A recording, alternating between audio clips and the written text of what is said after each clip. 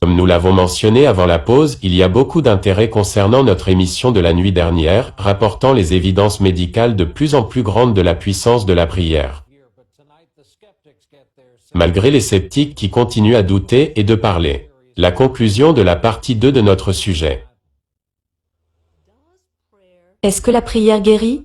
Le docteur Andrew Newberg dit qu'il a la preuve que la prière guérit, montrant les réactions du cerveau à la prière. Vous voyez ici, ces zones du cerveau sont en rouge quand la personne est au repos.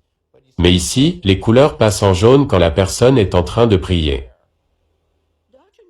Le docteur Newberg injecte des colorants radioactifs à ces sujets pour voir ce qui se passe quand elle prie. Il dit qu'à chaque fois, quelque chose de fascinant se produit.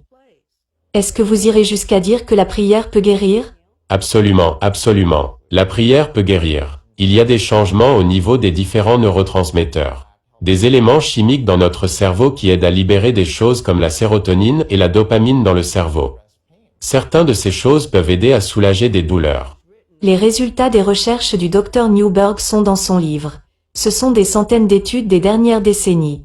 Alors que le corps médical a un nouveau regard sur le rôle de la religion dans la médecine moderne. Donc, pourquoi cela n'existe pas dans les officines des médecins? Les médecins demeurent réticents. Ils ont été pratiquement formés pour mettre cela de côté. Dr Henry Sorel avait l'habitude d'être l'un d'eux. Mais maintenant, il dit qu'après avoir revisé plus d'une centaine d'études, il a changé de vue. Plus on est religieux et plus grand est le bien-être. Sorel est désormais celui qui dirige la lutte en aidant le corps médical pour que les médecins reconnaissent la puissance de la prière comme une arme de la guérison. Comme dans les études de l'université Duke qui a reconnu que ceux qui prient journellement ont 40% moins de chances d'avoir une hypertension. D'autres études disent que la prière peut réduire la dépression et l'anxiété.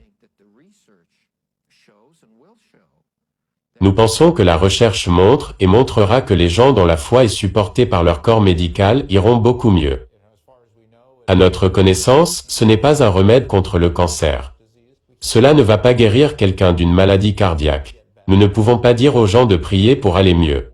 Cela n'a pas vraiment de sens. Mais la raison pour laquelle cela marche, c'est parce que cela fait partie du système de croyance de la personne. Dr Newberg espère que ces recherches vont accélérer la compréhension du mystère de la croyance.